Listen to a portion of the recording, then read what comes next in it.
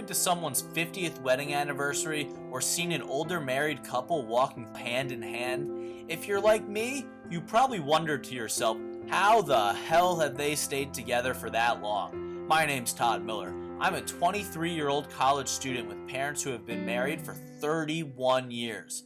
I've often wondered how they made it even 20 years, let alone 30.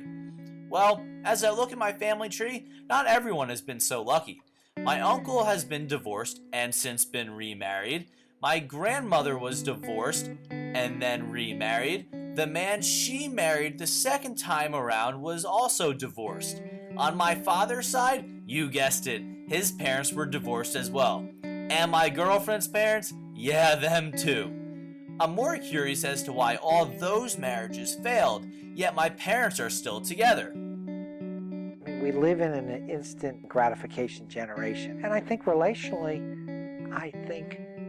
if somebody doesn't feel always gratified every second, maybe that's one of the reasons why people move out of relationships and marriages quicker and faster. Dr. Deborah Einbinder has been an active professional in the field of counseling, specifically in marriage counseling, since 1985. It was really against societal norms to divorce years ago. I think 50 years ago, maybe people didn't want to get divorced because of whatever they thought was going to be thought of them. I was told that when my parents divorced or separated, that my maternal grandparents didn't talk to my mother for almost a year because they were so mad at my mother for doing what she did.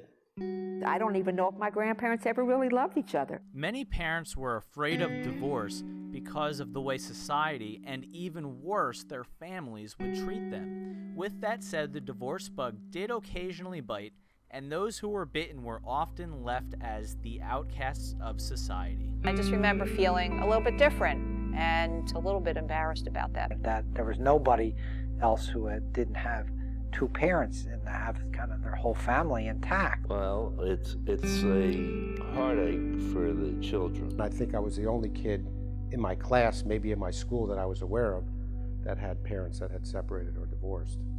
Dr. Judith Adelson has been a professor at Lynn University for more than 6 years. Prior to her appointment here at Lynn, Adelson divided her time between a clinical practice with a specialty in marriage and family therapy, as well as supervision of graduate students in a marriage and family therapy program. When children are involved, the stakes are much higher. So I think that people may work harder when children are involved than when they're not involved. Having it unfold the way it did, I can now say that a divorce, if it should happen, as unfortunate as it might be, should really be between the spouses. And the children, hopefully, should be as uninvolved as possible. But anyone that tells you that it's just like this, it isn't. It's a lot of hard work, and there are a lot of problems that you have to overcome mainly with your children. I remember when I was in graduate school even going in for counseling and being very scared about getting married or being in a serious relationship, obviously coming from seeing the tumult and the problems that existed with my parents. I think you tread lightly in that sense. I think that children who have experienced divorce in their own families, it may make them a little bit more cautious in terms of committing to a long-term relationship. I would say there were very significant lessons that I learned from being a child of a divorce. Children of divorce are so heightenedly aware of the relationship that their parents have, whether it's the relationship that disintegrated or the new relationship. They're so aware of that they use that. They might model that behavior. The behavior, they might say, that's not a behavior I want, or they make a concerted effort to do the opposite. Like, I'll do everything opposite of what my parents did. Getting married for the first time in my late 20s, the last thing that I wanted to do was to go through a divorce. But the fact that I did go through some marital difficulties and that I did get divorced, I wanted to make sure, absolutely sure, that my daughter Michelle, who was born of this marriage, would always have a father in her life, that I would never be absent from school activities, dance recitals, and I fought vigorously for my rights as a divorce father. For me, my father wasn't there, and so I felt like it was paramount that I wanted to be there. I wanted to give my children everything I could, yet, you want to make them independent and hopefully can stand on their own 2 feet, yet, support them. And, 3 kids, and they're 3 pretty different personalities, so, that's the challenge. Relationships were something I wanted, and I wanted a family, and I think you try to not make the same mistakes. So you try to figure out where problems were and how to avert them. So I think in some ways maybe it made me more motivated to make things work. But I can say in my relationship with my ex-wife, Susan, I think it probably stemmed from the inability for me to see the influence that her family of origin had on her. That although I had a very strong relationship with my mother and stepfather, my parents, I still felt as an individual thinker and individual doer. But I think that my ex-in-laws had a lot to do with that falling apart of our relationship. I believe that sometimes the content always doesn't matter what the issue is, it's the process. And the process is, how do we talk about it? How do they communicate about it, the couple as a whole? And how do they, we'll always disagree, that's fine, but how do you resolve that? Do you resolve that in a way that lets the relationship continue and flourish? Or do you resolve it in a way that really causes one to always feel like somebody's to blame and somebody's wrong? And I think that that's one of the things that I work on is communication, working on being able to, sometimes somebody doesn't have the ability to advocate for themselves or to assert their opinion, and to give both the opportunity to learn how to do that. Sometimes, fighting is not wrong. Actually, John Gottman he's known as, building the solid marriage house and the marriage clinic. What he basically is talking about it, and which I believe and espouse to, it's not fighting that makes a marriage go apart. It's almost not fighting. Okay, it's not talking, not disagreeing, not being able to speak, or fighting in a way that causes animosity and is ridicule and blame. Those are the kinds of behaviors, he calls them the 4 apocalypse of the 4 horsemen of the apocalypse, that those are the behaviors that are detrimental to a relationship. Talking about something or disagreeing, never a problem.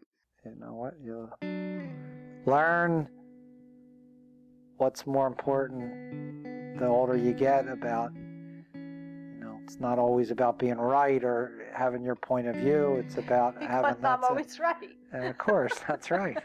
It's about caring for the relationship before you care about,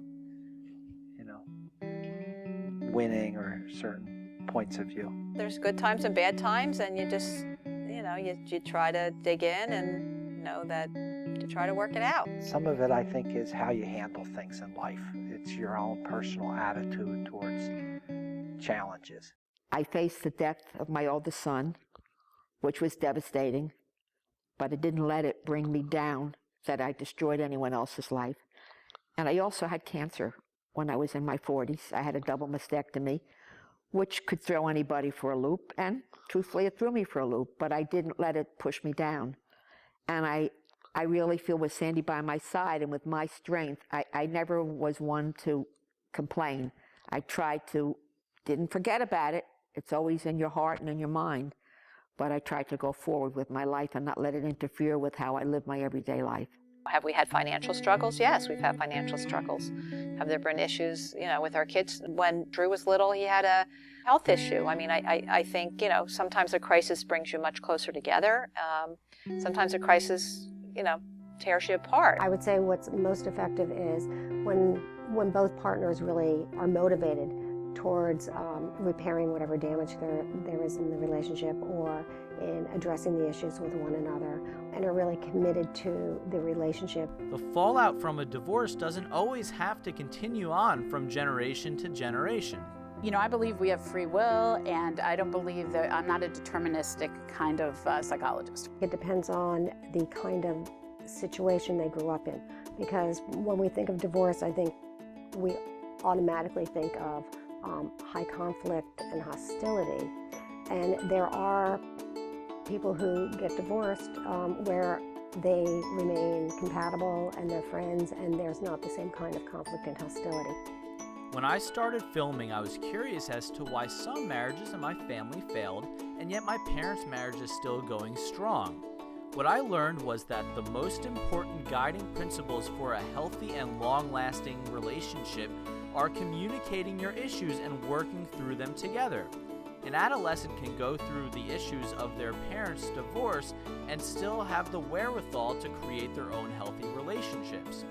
It has been said that the apple does not fall far from the tree. However, I have witnessed firsthand that with perseverance, commitment, and hard work, it is possible for the apple to roll farther than expected.